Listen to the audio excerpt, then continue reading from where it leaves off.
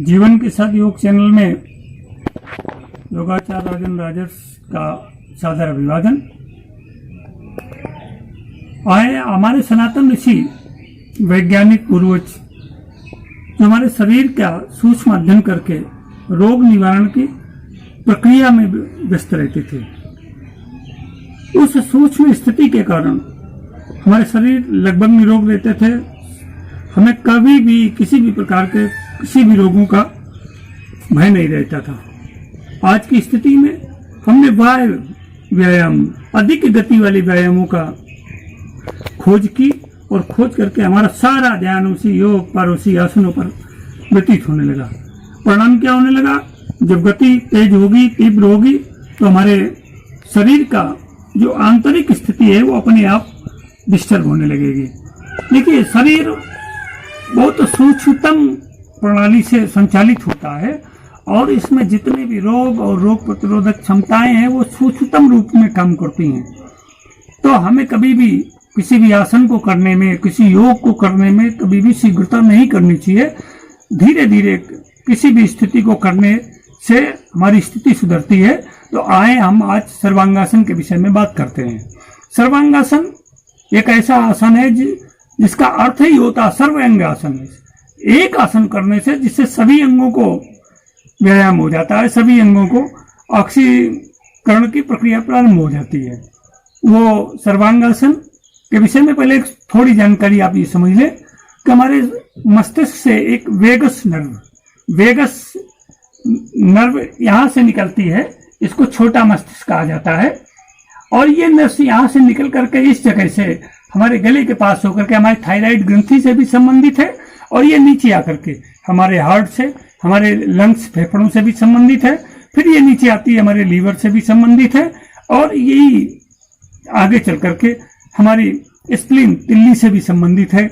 यही vagus nerve हमारी छोटी आंत से और बड़ी आंत से भी संबंधित है और यही वेगस नर्व हमारे शरीर के किडनी से भी संबंधित है और प्रजनन तंत्र से भी संबंधित है। एक नस जो संपूर्ण अंगों का जो कुछ कार्य व्यवहार है उसकी सूचना मस्तिष्क को देता है और यह मस्तिष्क उन पर कंट्रोल करता है। तो इस वेगस नर्व को एक्टिव रखने के लिए, इसकी गतिविधि, इसकी क्रियाविधि अच्छे ढंग से संपादित करने के लिए हमको सर्वांगासन करना चाहिए। सर्वांगासन कई तरह से किए जा सकते हैं। कुछ लोग एकदम तेजी से उछाल करके करते हैं, कुछ कैसे भी करते हैं। तो आए हम देखें कि सर्वांगासन करने के लिए हमें सबसे पहले पीठ के बल आराम से धरती पर लेटना है और धरती पर लेट करके हम सबसे पहले अपने पैरों को मोड़ें और पैरों को मोड़ करके छाती की तरफ लाएं इस तरह से। और धीरे धीरे हमारा देखिए ये कमर उठनी शुरू हो गई और हम धीरे धीरे क्या करेंगे, अपनी कमर को ऊपर उठाएंगे इस तरह से ऊपर उठाते हुए और ये पैर सीधा करते हुए इस स्थिति में लाएंगे और यहाँ आकर के हम धीरे धीरे अपने श्वास की गति सामान्य कर देंगे।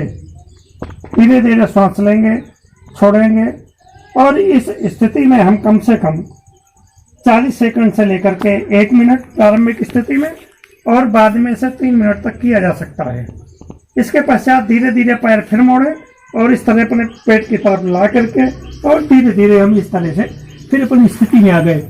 एक बात अवश्य ध्यान रखें कि सर्वांगासन करने के बाद हमें 1 मिनट के लिए नाभि श्वसन की क्रिया करनी चाहिए, बेली ब्रीदिंग की क्रिया करनी चाहिए, जिससे हमारा शरीर सामान्य रूप से सामान्य हो जाए। बेली ब्रीदिंग, पूरी सांस भरेंगे, पेट ऊपर जाएगा, फिर नीचे आएगा, फिर ऊपर जाएगा, फिर नीचे आएगा। इस तरह से बेली ब्रीदिंग करके हम अपने गति सामान्य करेंगे। इसी सर्वांगासन का प्रतिलोम एक मत्स्यासन है। तो मत्स्यासन करने के लिए हमें क्या करना होगा कि हमें सबसे पहले इस तरह से अपने दोनों हाथों को अपनी कमर के, अपने हिप्स के नीचे रख करके और अपने सर को ऊपर इस तरह से उठाना होगा। ये सर ऊपर उठ गया और फिर अपने सर को जमीन से यूं लगाएंगे और सीने को ऊपर उठाएंगे और सामान्य रूप से श्वास प्रश्वास की क्रिया को करेंगे।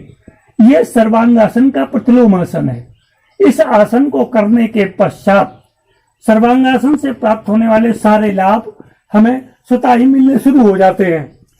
तो ये सर्वांगासन, एक बात और ध्यान रखें कि इस सर्वांगासन के लिए जिनकी गर्दन में किसी भी तरह का चोट है, सर्वाइकल स्पॉन्डिलाइटिस है, हार्ट में जिनका ऑपरेशन हुआ है, वो न करें। और एक बात ध्यान रखें कि सर्वांगासन से हमारे पाचन तंत्र को, हमारे प्रजनन तंत्र को, हमारे श्वसन तंत्र को और हमारे मस्तिष्क तंत्र को संपूर्ण रूप से प्राण पान व्यान समान उदान संपूर्ण वायु को बल मिलता है, जिससे हमारे दिनचर्या अच्छे रूप से संपन्न होती है और हमें आरोग्य प्राप्त होता है। ये आरोग्य, एक बात और ध्यान रखें कि अगर अपनी दिनचर्या प्रारंभ करनी है तो सर्वांगासन से कतई न करें। सर्वांगासन करने से पहले सूर्य नमस्कार कर लें, कुछ सूक्ष्म क्रियाएं कर लें, सूक्ष्म व्यायाम कर लें, इसके पश्चात सर्वांगासन करें। परंतु अपने दिनचर्या का प्रारंभ कभी भी सर्वांगासन से न करें। इस तरह से सर्वांगासन हमारे जीवन के लिए एक बहुत उपयोगी आसन है और हमारे फेफड़े, दिल, किडनी, लीवर और हमारा आंतें और हमारा प्रजनन तंत्र स्वस्थ होता है। थायराइड में विशेष लाभ मिलता है। इसलिए आज सर्वांगासन के विषय में इतना ही। आगे हम अगले अंक में आपसे मिलते हैं।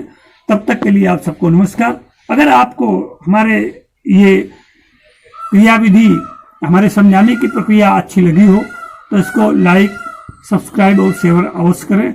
नमस्कार।